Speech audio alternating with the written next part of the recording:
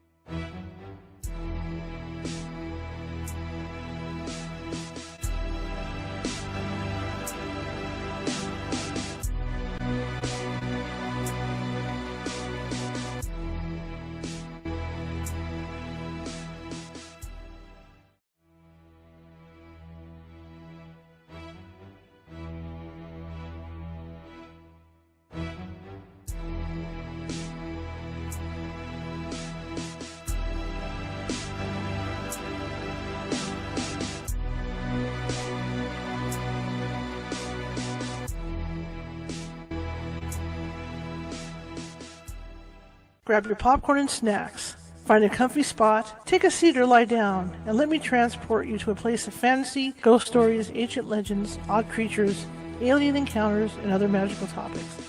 You may even decide to join the conversation. From faraway lands to your own backyard, with a small dash of pixie dust. Turn out the lights and open your minds. The journey is about to begin. Good afternoon, everybody. My name is Charlotte, and I'm going to be your host for the next hour or so. I'm your blind host, but I'll be your host for the next hour or so. I'm also the owner of the California Haunts, California Haunts Paranormal Investigation Team, based out of Sacramento, California. We are 45 strong, up and down the state of California, which means if you think you might have a paranormal issue, we can get to you. California is a big state, so it might take us a bit to get to you, but we can do that for you. We also have affiliates in Oregon, Washington, Nevada, and Hawaii. How's that grab you? Did I forget anybody? Oregon, Washington? No, I got it. Anyway, I want to welcome everybody. We're here for an afternoon show, which is kind of rare for us, but it's also kind of fun for us at the same time. Great friend of mine, Anna Maria Manalo. We have read at least two, almost three of her books live on our Sunday readings, and we're about to read another one probably in March, mid-February, March. We're going to get into her new book called Unholy Structure. As you can tell today, I'm wearing glasses again. Yikes. I was telling people yesterday, I was trying to make my contacts last because I'm going down to Disney, and it didn't happen. And so I don't know, if you've never had contacts, you don't get it, but it's a big difference eyesight-wise because they're completely flat on your eyes, so they're part of your eye. And then when you have to wear glasses, you can't see, and that's the problem I'm having right now, is my eyesight is not what it should be. So if I have trouble seeing the chat, I apologize. Glasses don't happen for me. But if you guys want to donate to help me get my eyes done, that would be great. That would be wonderful. Yeah. Since I still got to get an eye exam and get my contacts arranged and stuff, but it is what it is. So anyhow, my guest tonight, we met online. No, not online dating, but online, and we got along great. And ever since then, she's been a regular guest on the show, and she writes books, and I wish I could write at the pace that she writes. I think it's great, the stuff she comes up with. The last one about the haunted heirlooms and the antiques, that was terrific, because I had that experience myself years ago with antiquities that I had. So I was able to, I was attached to it, but I was able to find something in common with that book. So this next one, me being a ghost hunter, I'm sure I'm going to find something in common with this book too. So I'm excited to hear about it tonight and talk to my friend and see some updates, because I know she's been doing some traveling too, so we can find out about that.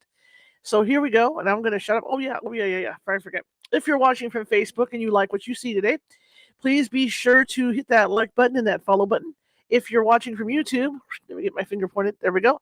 There's a little ghost, as somebody said, looks like the Twitter bird. There's a little ghost down in the bottom right-hand corner, right in front of you. Click on that, and that little red thing will pop up that says subscribe. Please subscribe if you like stuff. There's over 470 videos over there. Different shows, different topics. I'm a journalist, different topics. I'm sure there's something for everybody, so something you'll find that you like. Now, if you're a converter from TikTok, because I did do a live show on TikTok on Sunday, along with doing it here, and you're over here checking out the shows, same thing, join up over at YouTube, and you can see these things come up all the time. Because, I'm trying to get in with TikTok Live and all that. And they have a live studio now that I'm trying to get access to, where I can broadcast to all the streams, which would be kind of cool. So I'm trying to figure that out right now. But until then, I'm trying to figure out logistics. And so in the meantime, I'm still on YouTube and Facebook. So that being said, follow me over at Instagram, GhostieGal, all lowercase. We're over at Twitter, Cal Haunts at Twitter. And I think I got it covered. It's California Haunts on Facebook, and I'm trying to remember. I think I got it all covered. And we're California Haunts Radio over on YouTube. Okay. Without further ado, let me bring Anna in, because it's always a great conversation with her. So we're gonna have a good time. If you guys have popcorn or anything you're gonna snack on, this is the show to do it with. Okay? Because Anna and I always have a good time. So here we go. Without further ado. Hey, what's up? Oh, quite a bit. I feel like I haven't talked to you in a long time. It's been a while. And you have the advantage, because I'm blind and you're not right now, so it's good. Oh my gosh. The reason why I take my glasses off is Yeah. because I'm nearsighted, and if I had it on, I wouldn't be able to see your face. See, So, now my glasses on, I can see your face, but like anything for the like the other last night when I did the show with the text over on the side, not gonna happen. no. It Uh-oh. sucks. I'm just, Yeah, I'm it one of does. these people. I rely on my contacts too much, and I get so used to them that when I have to wear my glasses, it's a miserable experience, and that's what's going on right now. It's Oh just gosh, miserable. I'm so sorry. I can't see. But at least you can hear me. You should see doing work on the here, guy. I'll show you guys. This is me working on the computer at night, trying to get the photos and everything done for the shows.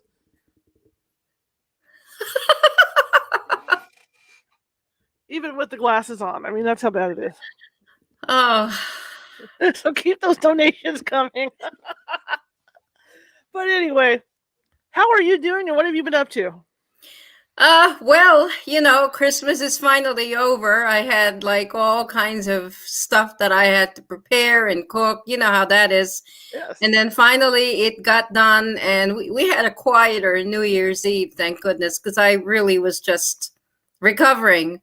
And I was so afraid of the kitchen. I felt like the kitchen was haunted by me all the time. So finally it was over, and I got to clean it up, and I said, okay, we're going to go out to eat, New Year's Day, and that's it. So finally I got to sit down and I started my new book. This one has a co-author actually. And, Charlotte, this is a different, I don't know if I want to call it a different genre, but I've added on a different genre to this particular one, in the sense that my co-author is a ufologist.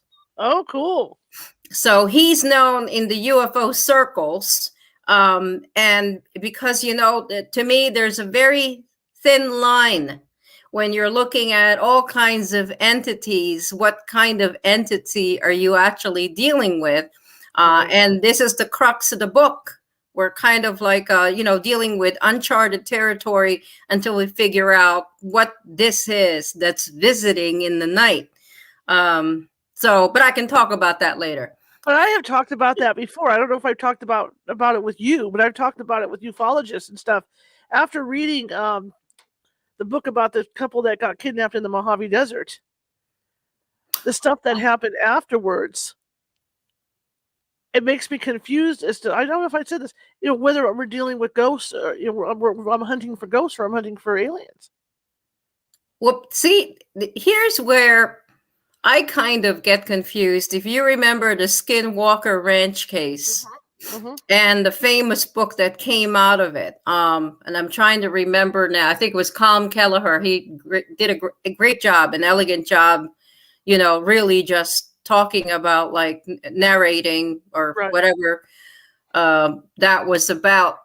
And you couldn't really tell what those things were from my perspective.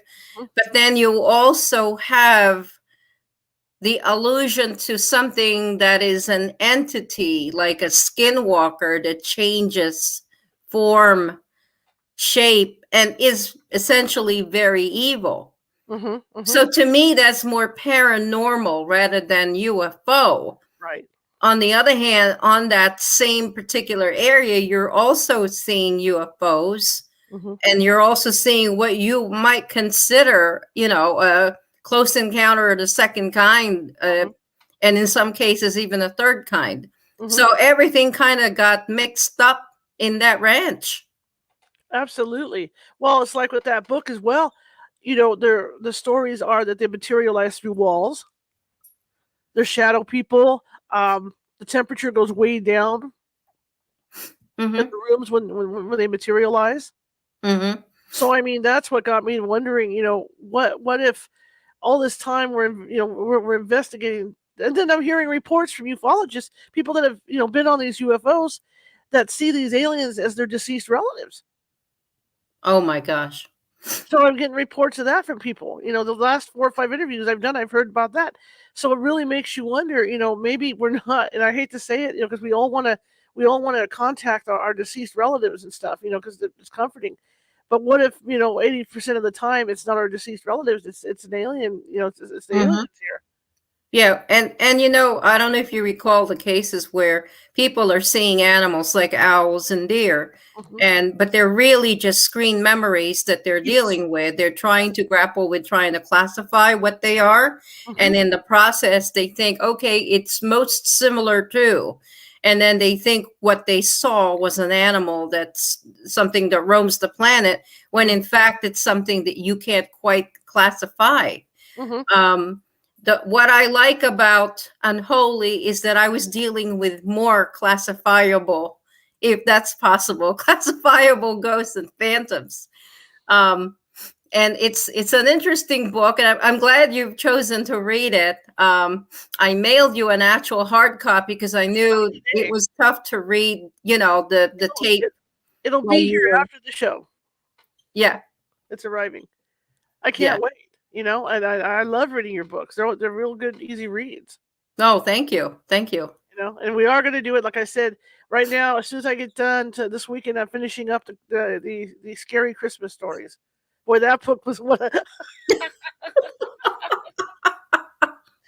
I'm thinking it's gonna be like about Krampus and all this, and oh my God, I haven't seen so much death and mayhem in my life. But it's great. It's a great book, though. Great book for the holidays.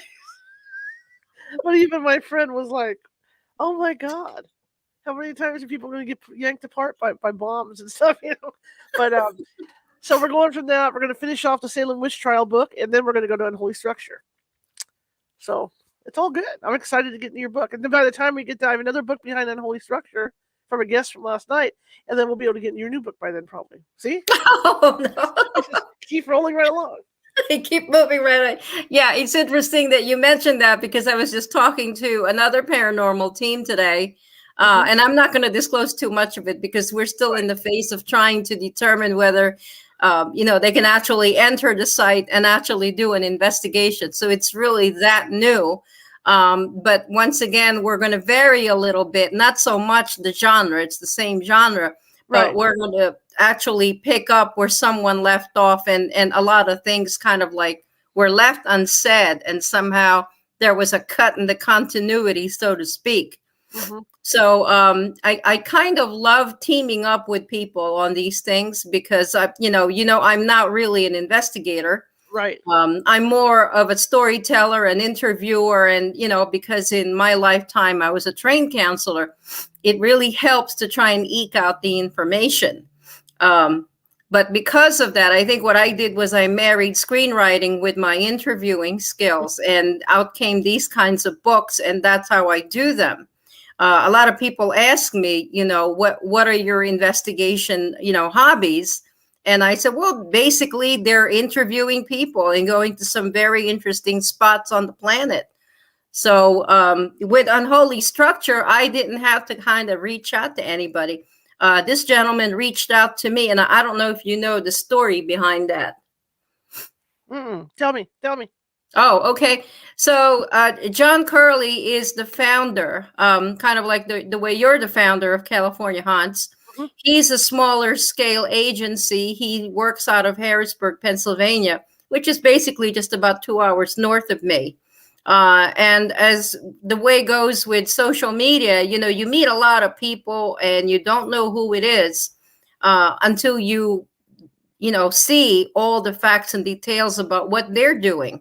And I think John met me at a paranormal forum, of which I think I have at this point about 80 of them, give or take. So in the same way that you and I met, he reached out and said he had some interesting stories. At the time, I was just leaving off haunted heirlooms, and I was actually writing another book that was based on a situation, a case that happened in Connecticut. And then halfway through it, John rung me up. I gave him my actual phone number, which is rare for me. But then he started talking about cases. And one of the cases that he first mentioned was one that was actually ongoing. And I'll tell you this, Charlotte, I've learned to listen to my gut. When it comes to things of this nature, I kind of get a feel of who I'm talking to, what feelings they have towards the topic, but more importantly, what feelings I have as I listen to them about the case that they're discussing with me. And one of those cases that was very, very interesting, gave me just the willies, I guess is the simplest way to say it. As I sat there listening about the case that involved a death in the family,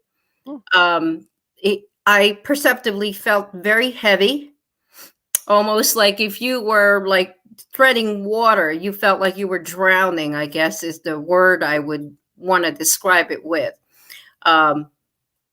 Because I do spend hours writing these books, you know, I take 2 to 3 hours on a given day to really just, you know, type out a chapter or two or even more. I do it in the privacy of the house or outside. So it's kind of like one of those things where you're alone. Right. And if you're writing it at night, it really creeps you out. While he was telling me this, the temperature in the room started to go down. Oh, boy. And like I said, I felt like I was drowning. It was an open case. There was no resolution. They were still trying to find people to help out. They had already referred it to someone, you know, at the church. And finally, I had to say, I'm going to have to turn down this particular story. It sounds like it's very interesting, but it's really, it's so open and something I don't want anything to attach to me, I guess is the import that I gave it. So we moved on. He had tons of cases. We moved on and finally settled on this particular building. And this is a mansion, Charlotte. This is a huge building. It had changed hands a number of times for the plain and simple reason that when people bought it with the intention of turning it into a hotel or an inn, the people who were in construction, who were trying to fix it, trying to renovate it, they would simply leave. And we're talking burly men, you know, you never think they would be spooked by anything. That is spooky. I mean, yeah. I mean, wow. That tells you something right there about the building. Yeah. So what kind of things were happening to them? I mean, there's always stories of putting tools down and the tools getting moved or things like that. So just without giving it all away, you know, what sort of, you know, what going on with them? There was a lot of things that were happening, but one of the things that was really terrifying was one of the gentlemen, and he wasn't even in the building in this case, because it's not even just the building, it's actually the area around the building as well. And to make matters worse, there was a cemetery. Oh, Lord.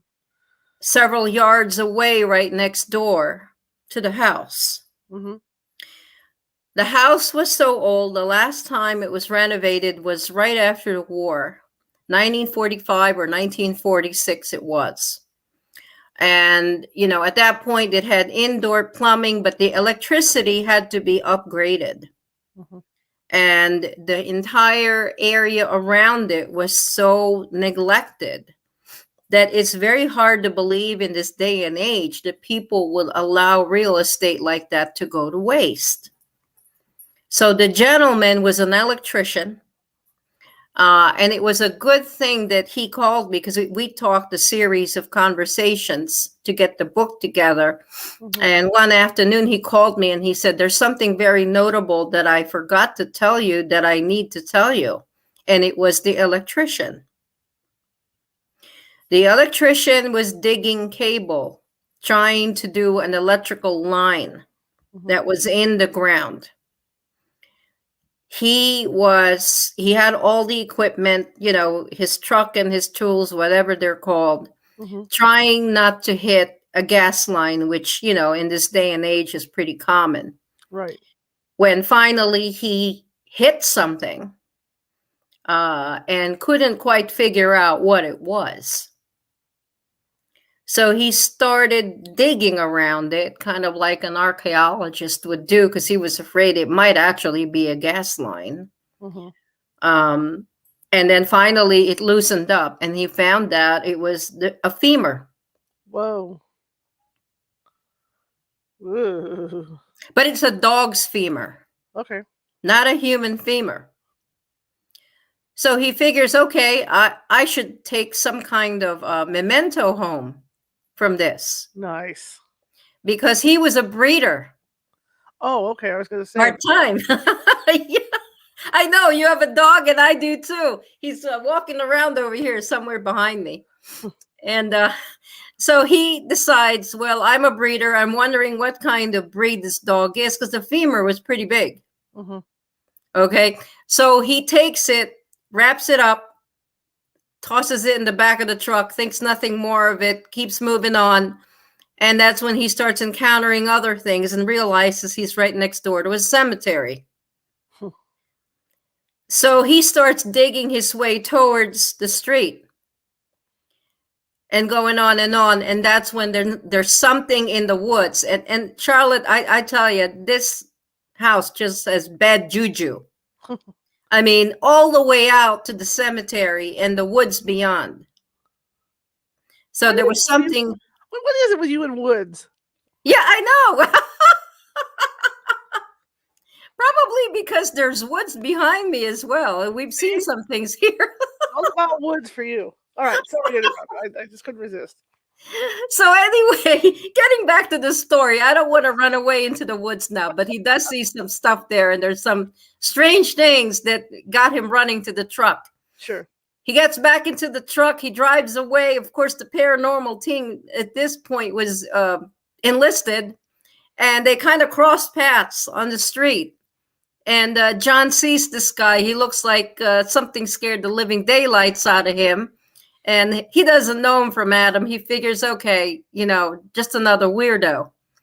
So the guy goes home. He's got a ranch with all kinds of dogs in it. And, one in particular that he breeds to hunt. But the crux of it is that one day, as he was releasing a puppy that he had bred and trained to hunt, a couple was coming to pick it up around noon. The other dog attacks it. Wow. And it just keeps going from there. The only thing that had changed in his life is the presence of the femur that he brought home. There was nothing else. He takes the femur, puts it in the stable. They've got a couple of horses there. And the horse starts going crazy. It starts bucking, tries to get out of its stable and everything else. His assistant looks over and he says, there's that dog bone again. Right. Wow. So it seems like this particular place just has a lot of objects that you can't take away with you. And another one almost caused the death of someone else who was there. And all he was doing was trying to clear the attic. Wow. That's crazy. Yeah. So is there a lot of tragedy attached to this house or what? Well, from what I understand, the house was around during the Civil War. That's how old the house is. And it served at one point, after it was owned by one family, as an actual inn. And this particular inn, of course, hosted anybody who would go through that could afford it. I spent a few chapters actually showing what we conjecture to be what could have happened, because there's no record of anything that really, other than what they found in the basement of the mansion and what they found on the grounds of the mansion. They pieced together what probably happened on that site. And it was the site of a battle. Outside, there were bones of soldiers, pieces of metals, things that you would find, in a battleground where people had just ended up dying. But inside, it was even more bizarre. Because then what you have, and I don't know if you've seen this in your investigations, you're probably familiar with it. They saw a lot of black smoke. Ooh. And it's not smoke as in fire, although there was a fire in the house. And so when they went into it and investigated it, they discovered part of the mansion towards the back was newer than the front. Oh boy. And that was where the fire was, where the kitchen was located. A lot of people died in that fire, mostly the people who were servants helping out in the kitchen, which sounded to me like either way back when there was only one family that owned it, or maybe in the day of when there was the inn. And during that time, and this is what I extrapolated from it, there was a young woman who is a ghost in the mansion that whispered fire to the gentleman who was clearing the attic. John heard the voice. He also witnessed this kind of like a smoke coming out. It was a black smoke, and it was forming into something like a human figure coming out of the stairwell. And he unfortunately got cornered in the bathroom at one time. And as he was leaning down, he felt something intently looking at him. And he felt eyes boring right through him. That he felt that if he had looked up, he would have seen the face of a demonic entity. Spooky. Oh my God. Ooh. Yeah. So it was a very involved investigation.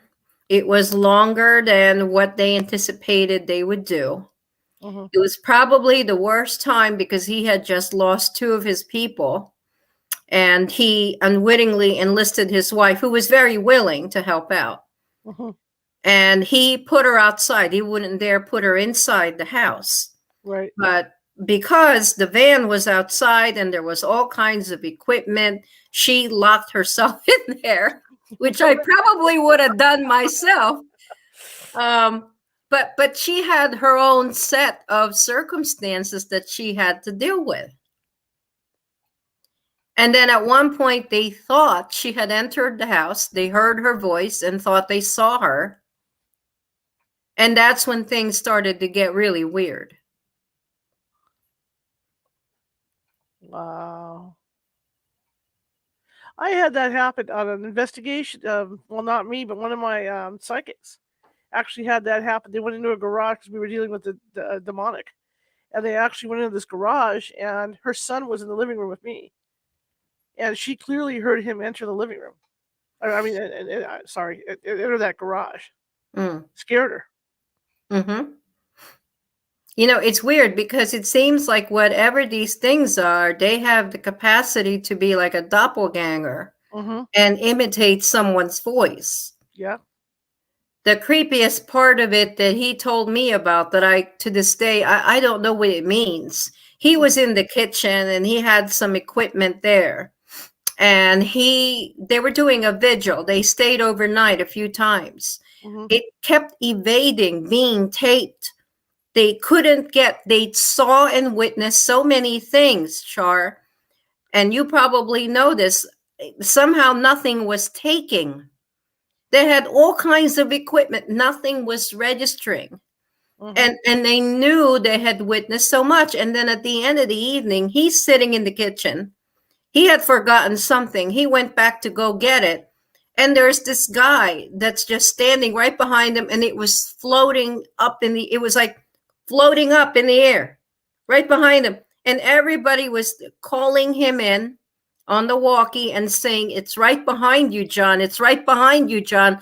And he could only feel something behind him. And I think that it's the same one that was in the bathroom with him.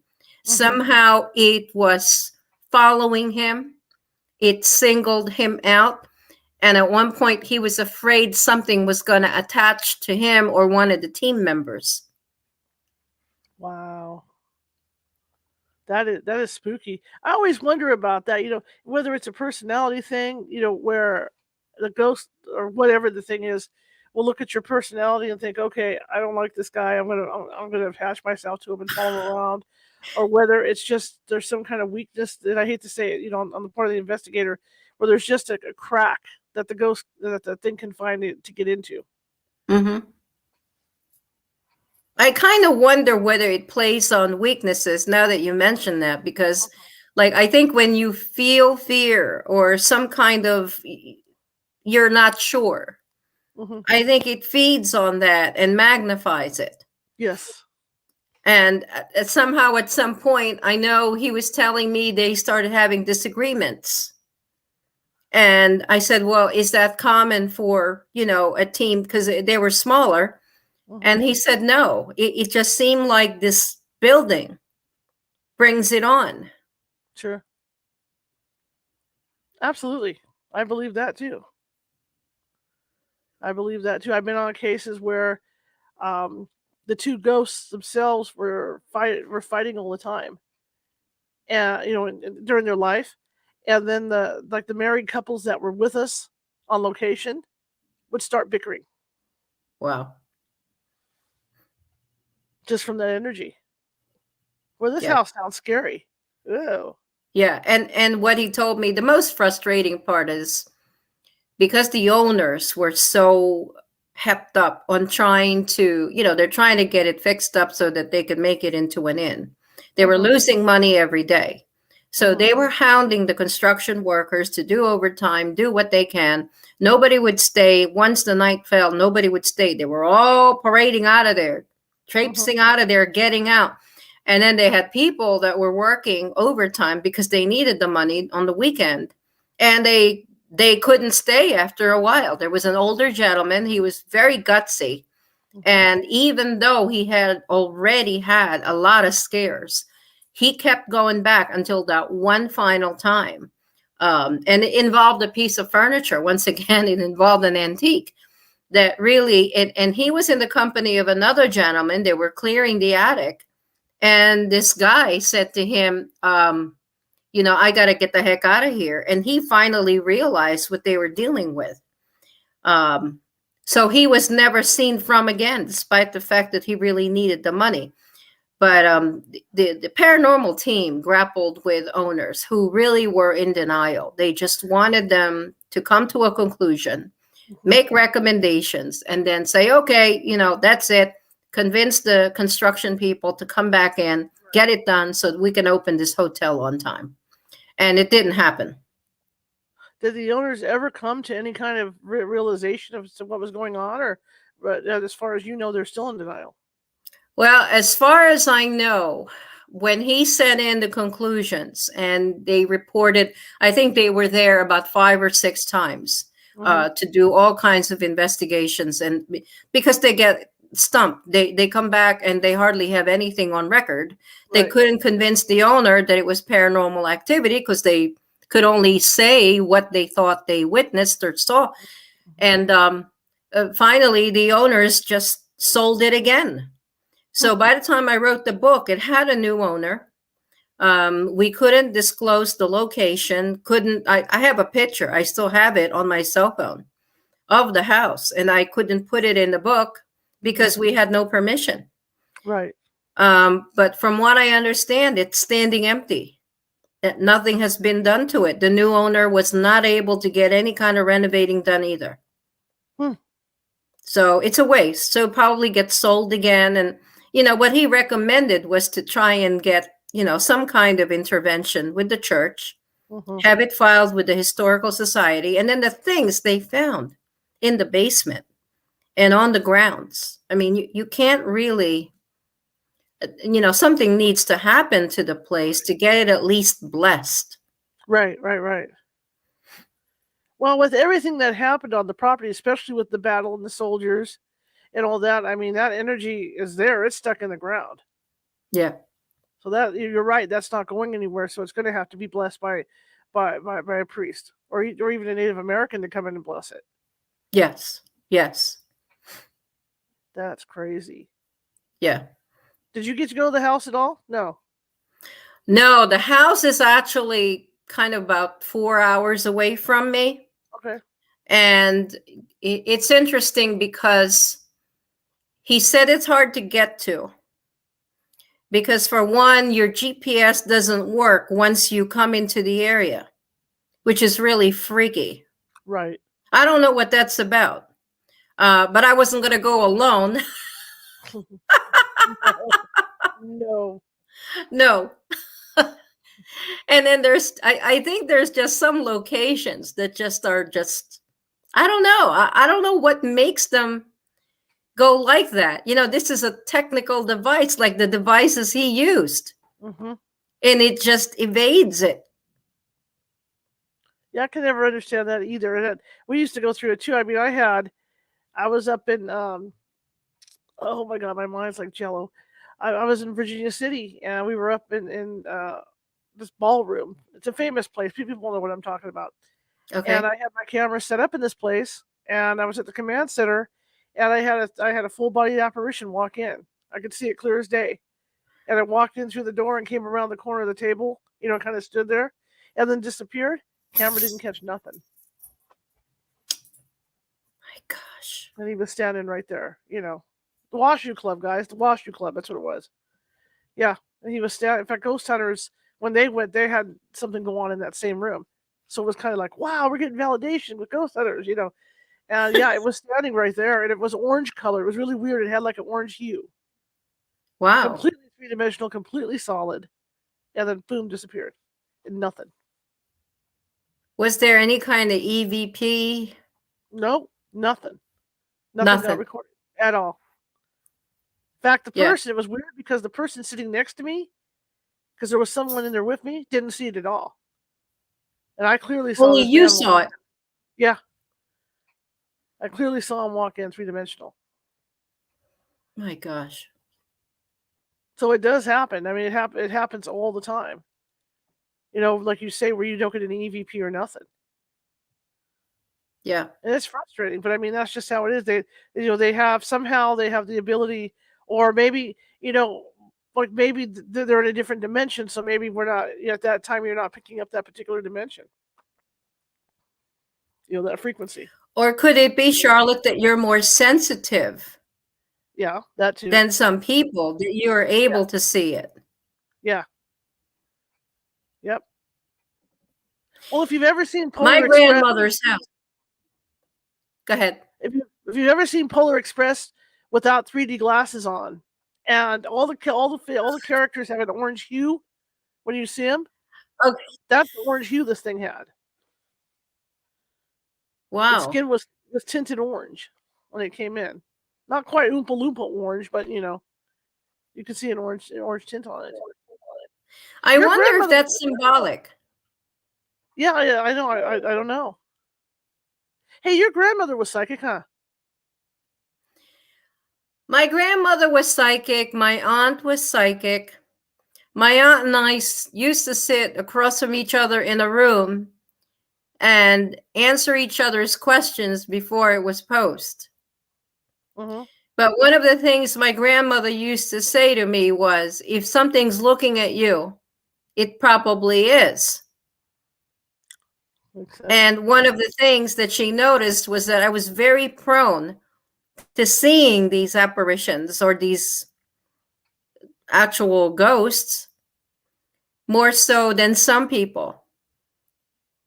And I don't know that I was a believer per se. I mean, I was just a small kid. I really didn't have an opinion. Mm-hmm. But the house that she lived in, that I ended up living in, was extremely active. And whatever they were, they had been there a long time, because some of them were gaunt and dressed like Japanese soldiers that had tattered uniforms. One was wearing an undershirt. You could tell he had starved during the war. But they were three-dimensional, some of them, particularly one that jumped over a gate. And when it jumped over a gate, you could hear the flip-flops that it had on its feet hit the edge of the gate. At some point, we thought somebody broke into the house. Dang. And then you follow it, and it just vanishes. Right. When it hits the backyard. Just like that, into thin air. Yeah. That's incredible. Do you think it's because, I mean, obviously you could see things, your family, the sensitive thing runs in your family. But do you think that it's because you guys are more open to seeing stuff, and that's why you're seeing things a lot clearer than everybody else does? I don't know. It's an interesting question because it also runs with some of my cousins, some of whom I stayed with when I went to visit back in 2007. And the house that they were in just happened to be on the crossroads of, once again, another massacre. And it wasn't just me that had witnessed these strange events in the middle of the night. 2 or 3 of them also did. And every time they had a guest in the house, the guest would experience it. So it must have been pretty intense because it wasn't just me.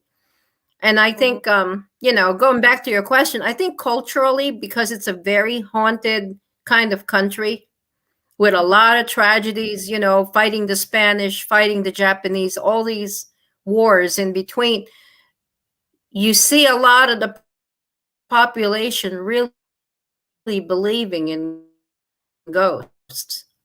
Right. And there's all kinds of these cryptids that they also talk about, and then try and classify them. So it seems like a common occurrence, and it might be because we're open to it and receptive to it.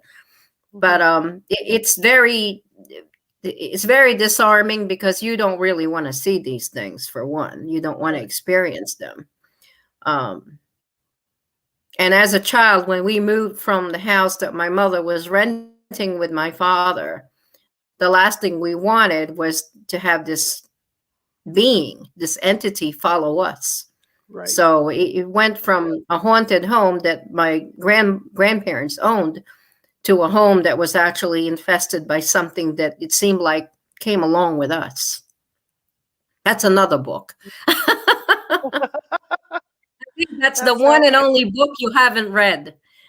There you go. So are you one of these people that, and I'm like that too, that when you even step in front of a building, you could tell there's activity in there?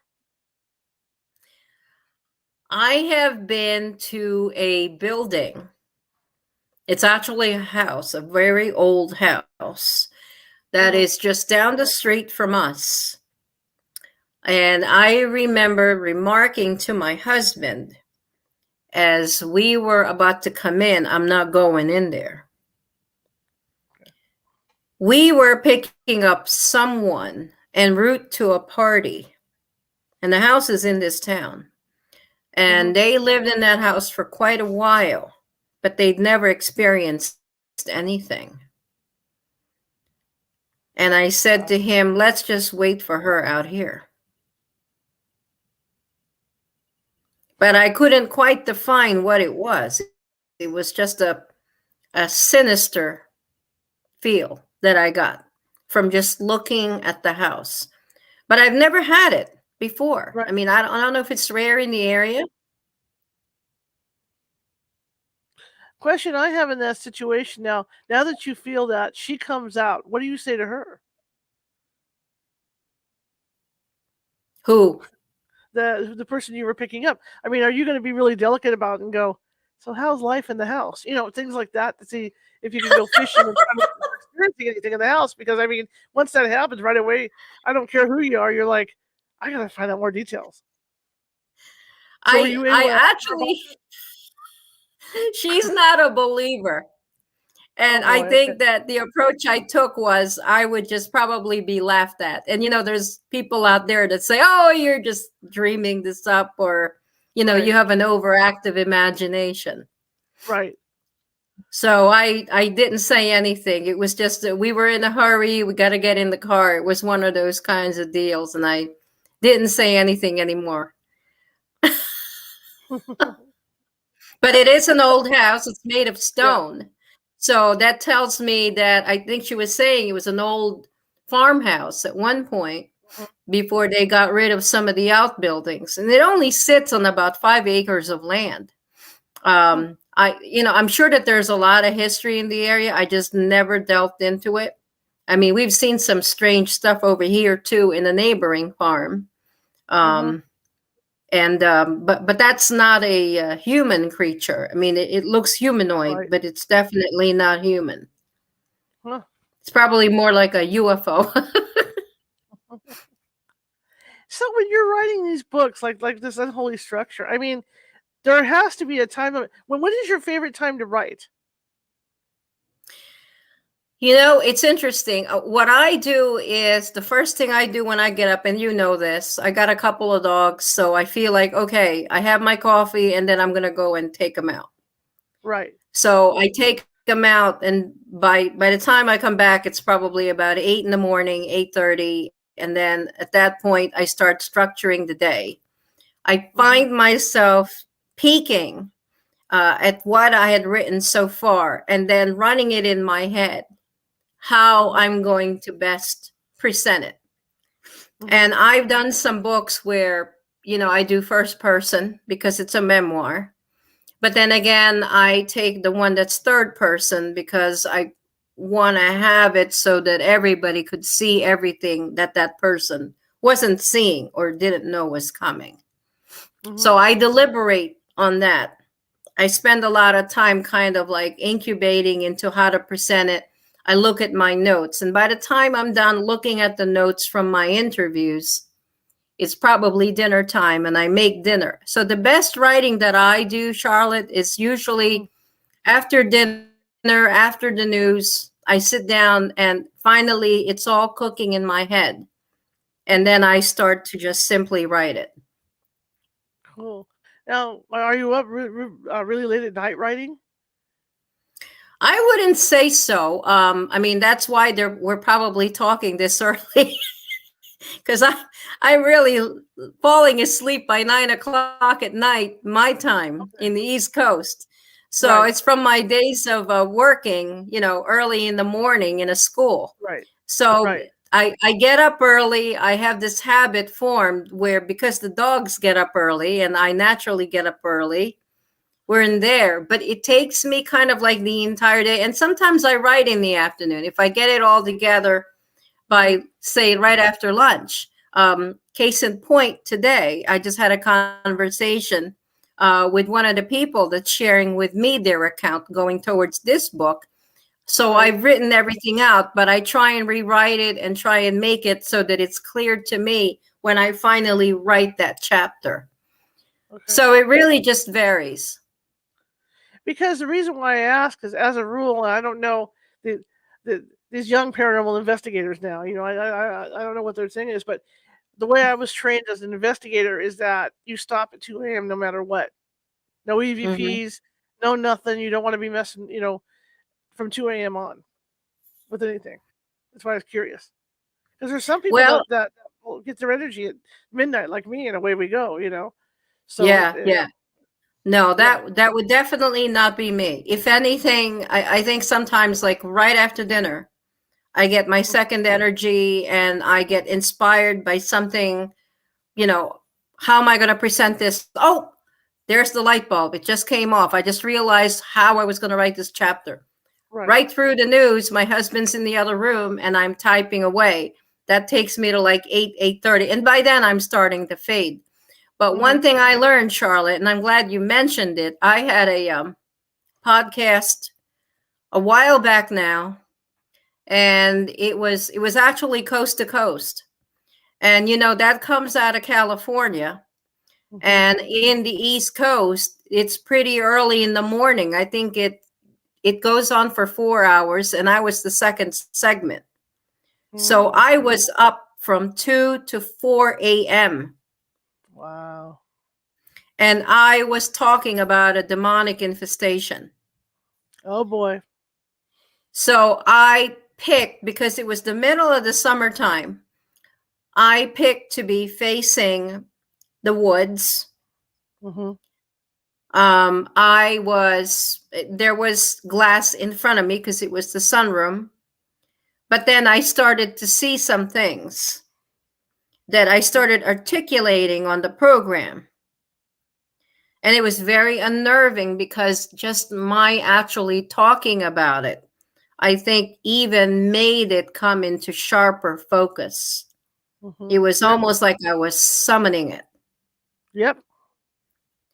So I'll never, ever do that again. I'll go back on that show, but I would never choose a topic that was that malignant to discuss, because whatever was out there was really tuning in on me. And by the end of the show, I was exhausted because of the time, but also because I was getting kind of unlatched, wondering if there was something out there in the woods.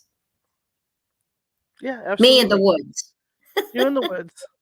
But that's true. I don't know about these other, like I said, I don't know about these younger people being out there, investigating like that. Because I know you get home from an investigation and you're all charged up. You want to listen to your EVP. I used to do that. I used to lay in bed, listen to my EVP, just to see what I got. But it's a standing rule. It used to be a standing rule that anything between 2 and 4 a.m., that was a no-no. You didn't do that. You stopped because it was the veil's too thin. Yes. At that point in the evening. It's funny because I think you and I discussed this before in another show, how just the act of talking about it makes them wander over, makes them attend. It's almost like if you were, and I don't want to bring religion up because I know some people are adverse to it, but when you're praying to something higher, you do get their attention, but it's a good, benevolent attention. But in the same vein, because we live in a dual world, when you talk about these evil things, because they're closer to us dimensionally, I believe, they come over much quicker. Yeah. I agree 100%. I've been doing paperwork. I had a case where it was a minor demonic. Demonic's demonic, but there's different levels of demonic, and I was filling out the last paperwork, and and all of a sudden my arm was burning right in my own house with the 3 scratches. This is like the afternoon. This is like 3:00 in the afternoon, just because I'm filling out the paperwork. Yeah. So yeah, I think that veil is very thin, and people don't realize how thin it is, and that's why there's so many cases of demonics and dark forces, because people invite them in unwillingly. They don't realize. Yeah. I've noticed, and this was a situation that happened to me. Well, you read about it. We were playing around with an Ouija board, and we had a seance. My friend was 19. We're all 19 years old. And we didn't know what we were doing. And like you said, young people, we had no idea what we were inviting in. We already had what we thought was just a simple antique piece of furniture. It was haunted. We took it into a beach house. And the girl who was a friend of mine at the time, we'd lost touch, she brought in an Ouija board and proceeded to do a seance. And things just really, the glass that you use to move the object or whatever that thing was, it just flew. Wow. All the windows, which were taped shut against the cold, we're facing a beach here in New England. Right. They had taped shut the windows, and they had all this thick plastic to insulate it. They were all just unzipped, and the wind was blowing in. And We were running out of there. We I would ran that right. too. Yeah, I mean, it was like one of those things where you knew there was something that came in, and whatever it was a very strong force. Mm-hmm. And we ran out of the house. We had to go and get our stuff. I had to get my pocketbook, and then we were out of there. I would have been too. Yikes! No, no, no, no, no, no, no, no, no, no. With a Yeah. force like that to throw something like that, nope. One of the cardinal rules we have as a team is that if we talk to people and things have been thrown, or if something of weight has been thrown, anything over 3 to 5 pounds gets picked up and moved or thrown,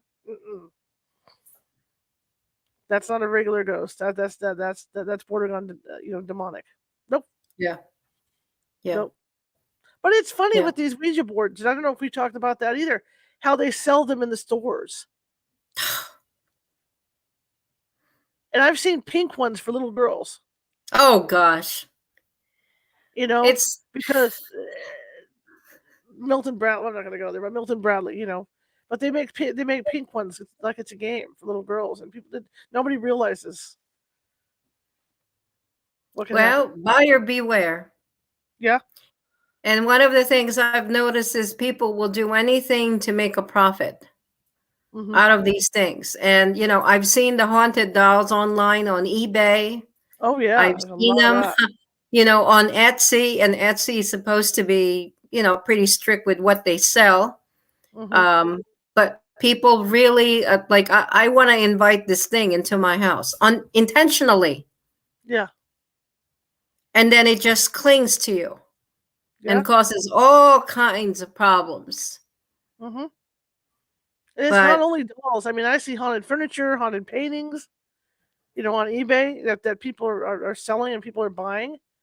It's the adventure of it. Oh, I want to have a haunted piece in my house. Yeah, good luck with that. I think that people at some point think, well, I saw this on TV. I saw, all these beautiful things, and I want to dare it. And I think a lot of times we dare things we don't understand because that somehow life would become more exciting with whatever that is.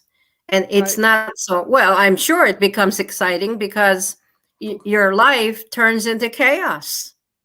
Yeah. And before you know it, you lose your job. Before you know it, you're sick with something nobody can diagnose. Yeah. So, but anyway, I'm going to get off my high horse. Well, I know. That's how I feel about it too. I see this stuff and my eyes get like saucers because there's so many people that take it lightly. People on Facebook will boast they have this stuff and you're like, okay, that's what you want.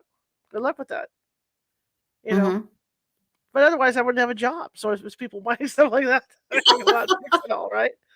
So I can have a job. I mean, look at John Zaffis. That's what he does. He has his museum thing. He collects that stuff because you've got to get it out of the house. What else are you going to do with that stuff? Burn it? Yeah. So, what about the Warren House in Monroe? One too. Yeah. See, the Warrens and then Zaffis. Yeah. And then Zach and his museum. Over in Las Vegas. I mean, that's what that's about.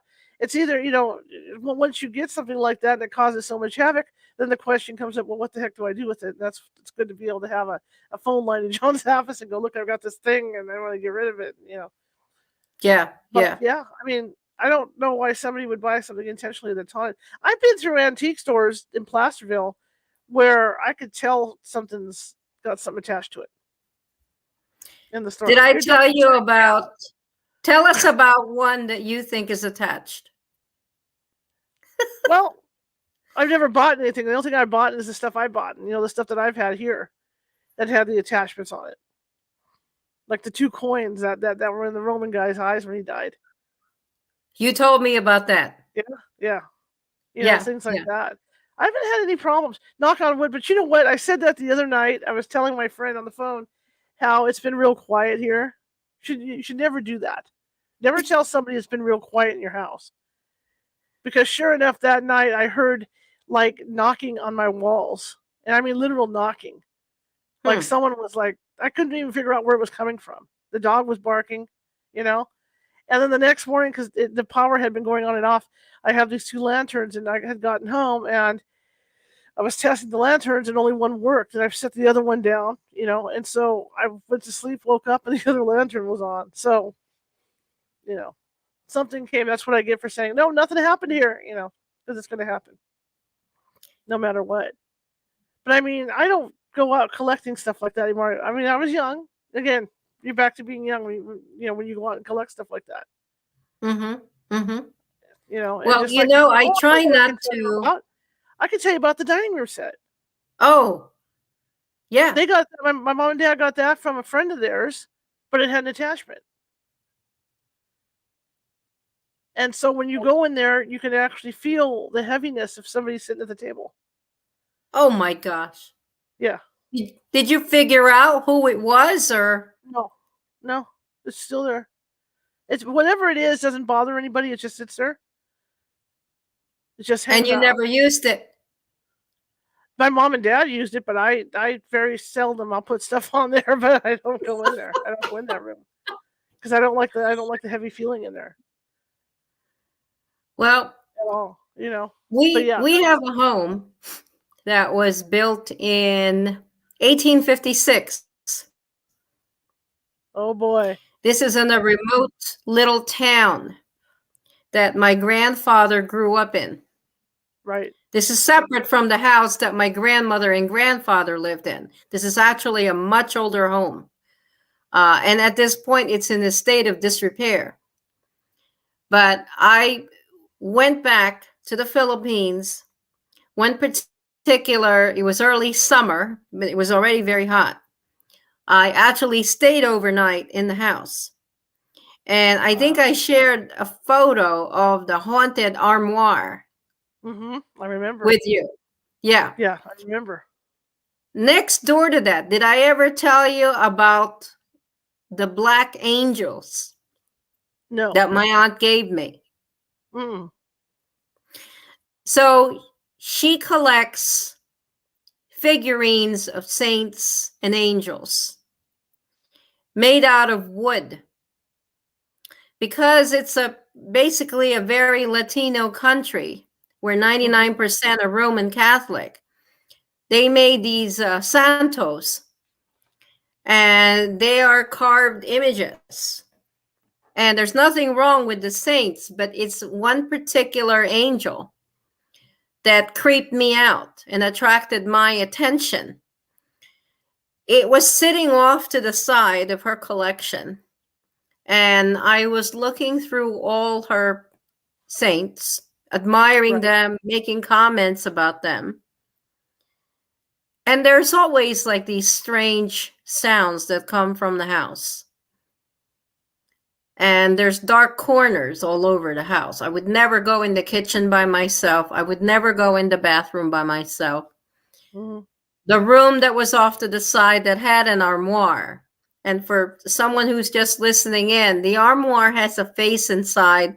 Everybody has seen the face looking back at the person who's looking at the glass, except for me. I'm the only one that has not seen the face that's looking out from the glass of this armoire. But out in the hallway, she has these saints, and then off to the side, there's these little angels made out of a very dark wood. And because I was eyeing them, she thought I was interested in them. She was a sister of my mother. She walked over and handed one to me. And it was, sure, it was only so small. But it felt very, very heavy. And I said, I don't think I know, or I'm familiar with the wood that this is made of. It's so dark. And she mentioned the name of the wood. It was native to the region. And then she said, and I have another one here because they're a pair. So she hands me that one, but that's very light.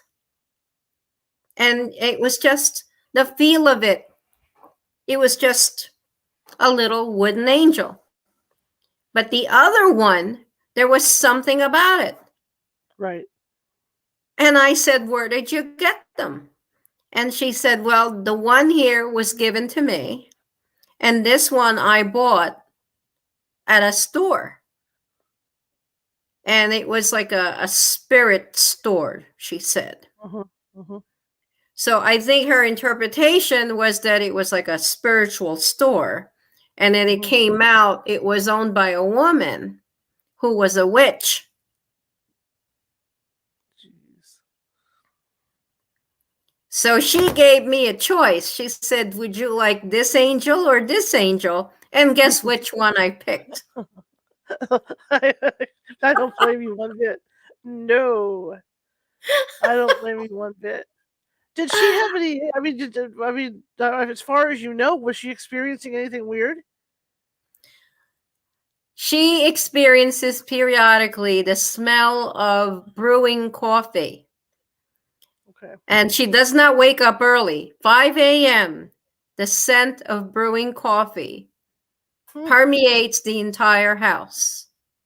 And the only person who brewed coffee was my great-grandmother. She would also see the suggestion of a woman wearing a long gown in the kitchen. I haven't seen that, but she's told us that she's seen it repeatedly, and she thinks her grandmother is watching over her. So it's a benevolent type of entity. And I think it wants to make its presence known, to let her know she wasn't alone, because she was living alone. Right. And it was a pretty creepy house to be living alone in. I mean, it wasn't small. It had a lot of empty rooms. And she was using the room that had the armoire as storage. And she would go in there, but she said, I never go in here at night. I only go in here during the day. Can't blame her for that. Yeah. And one day I decided I was going to take a picture of that armoire to see if I could see the figure that was in the mirror. And lo and behold, we happened to get the windowsill right next to it, and there was something unexpected sitting on it. That's crazy. Yeah, that's crazy. The whole thing's crazy. Why do you think you haven't seen the face? I don't know. I puzzle over that, because of all people, I would be probably the first one to see it. Right. And people have I've even posted it online. I published it in Portal. It's in the spine of the book. And people who bought the book on, how like when you get it on Kindle, you really can't see the pictures. Well, people who bought the hardcover, a couple of them reached out to me. I gave a copy signed to a friend of mine. They all said the same thing. Can't you see it? It's on the lower left-hand side of the glass. No. So one actually circled it for my benefit, posted it online, and said, there she is. And I still could not see it, Charlotte. All I see is just a blank space. That's crazy. Yeah. Yeah. It was not friendly. Yeah, maybe that's the deal with it, because Sylvia Brown, what is Sylvia Brown in one of her books? Excuse me. Excuse me, guys. Now you're all awake, right? Woo! One of Sylvia Brown, in one of her books, she says that the powers that be will only let you see what you can handle. So maybe whatever this is so hideous or something that you don't get to see it. And I'm glad, in a way. Yeah. Absolutely. I mean, that armoire is still there, and she's been living there, and so far so good. Nothing bad has happened to her. But I really am not interested in seeing it. I tend to veer away from anything like that at this point. I mean, basically, I'm gonna listen. I'm gonna document what is going on, and then leave it at that. The next book that I have is with a co-author, and we're still dealing with something we don't know. I'll leave it like that. Sure. Until I finish the book and we figure out what we're dealing with. It really is something undefined, and that's it's called The Night Visitants. And it's an experiencer, someone who's been through a number of abductions, or so it appears to be, and something that's totally undefined. So, Shar, it might actually be paranormal. I don't know. I don't know. No, yeah, it's going to be interesting. I can't wait for the book. So, what's coming up? You got your book coming up? Any book tours or anything like that with Unholy? Or are you done with that? Well, I was going to do a book signing at Starbucks in a couple of weeks, but the books have sold out. I only have 2 left. I probably should have ordered more, but at this point, it's a little bit late. So that book signing is out. I am going to a Paracon in the fall this year. It's hard to think it's already 2023, but yes, it's in the fall, and it's in Lehighton here in Pennsylvania. So I'll be attending that. Okay, cool. Cool. Yeah. How can people find you? People find me. They can find me on my website. They can find me on Amazon. My website is AnnaMariaManaloAuthor.com. They can follow me on Facebook. I'm also on TikTok.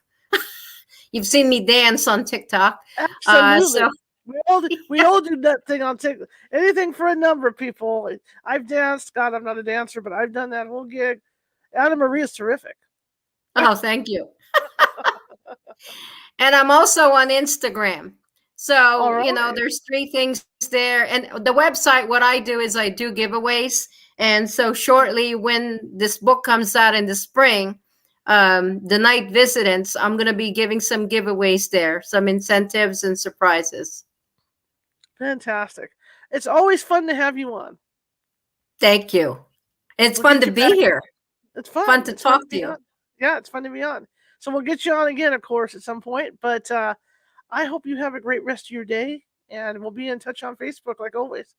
Okay. And I can't wait to read Unholy Structure. It should be, in fact, another hour. It should be here. Yes. So I can hardly wait. Yes. Thank you so much.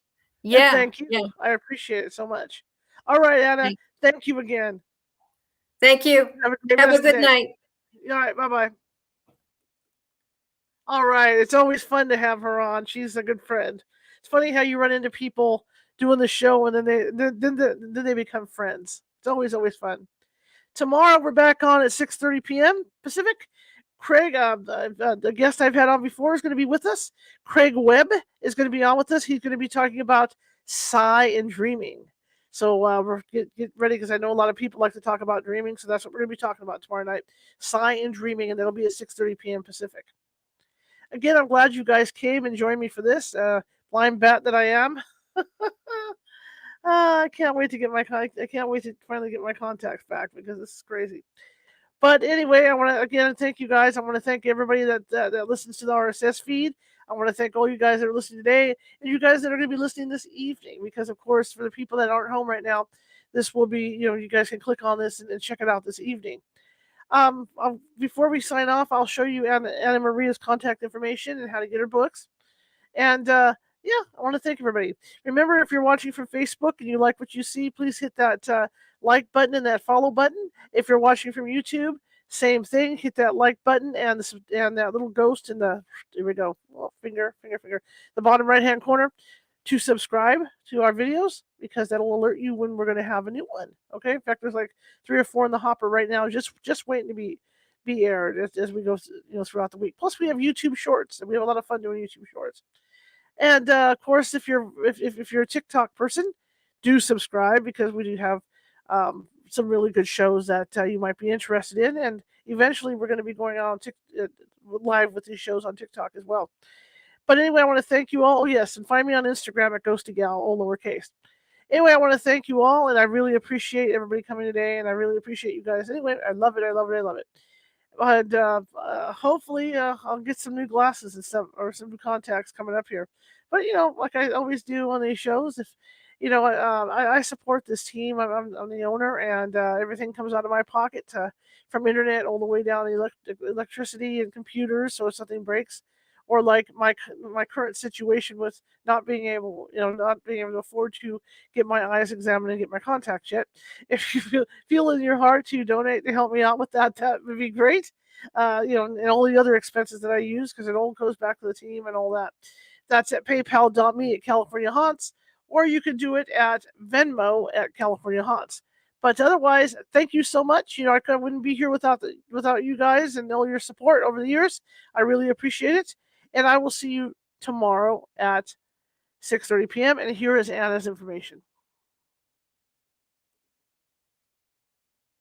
So that's Anna Maria Manalo author.com is her website.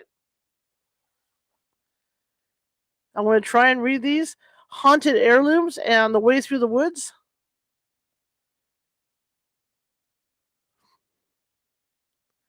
And we've got Unholy Structure and Portal. Thank God the writing's big on there. Last night I had to skip one. That's how bad it is. Okay, and you can get those either from her website or from Amazon.com.